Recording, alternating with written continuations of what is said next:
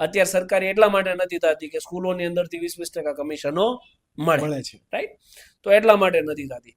ત્રીજી સિસ્ટમ જે હું એસ્ટાબ્લિશ કરું છે, ઘણા પોલીસ કર્મચારીઓ એવું ઘણી વાર મને એક્યુઝેશન લગાડે તમે પોલીસ માટે તો કઈ વિચારતા નથી. અલા ભાઈ એ પાવર જ મારી પાસે નથી. વકીલોને હું વકીલ છું, તો હું કઈ રીતે તમને પ્રમોશન, ડિસમિઝલ, તમારો પગાર વધારો, તમારું રિફોર્મ, આ બધું હું કઈ રીતે કરી શકું? ના કરી પણ જો હું હોઉં તો હું શું કરું?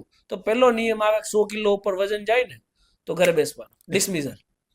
તમારો વજન 100 કિલો નીચે પહેલા લાવવાનો પોલીસ કર્મચારી તરીકે. તમે જો ફિટ નથી તો તમને પોલીસ તરીકે નોકરી કરવાનો કોઈ અધિકાર નથી.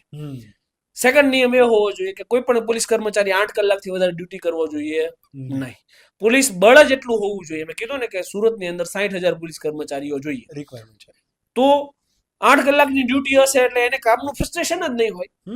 એટલે એ કોઈ પણ વ્યક્તિ સાથે તોછડાઈથી ક્યારેય વાત જ નથી કરવાનો.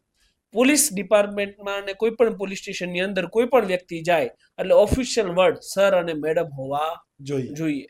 કોઈ પણ સામાન્ય ગરીબ આવે તોય ભલે, અને મોટામાં મોટો તરમખા આવે તોય ભલે, એને સર કયો અને મેડમ કયો.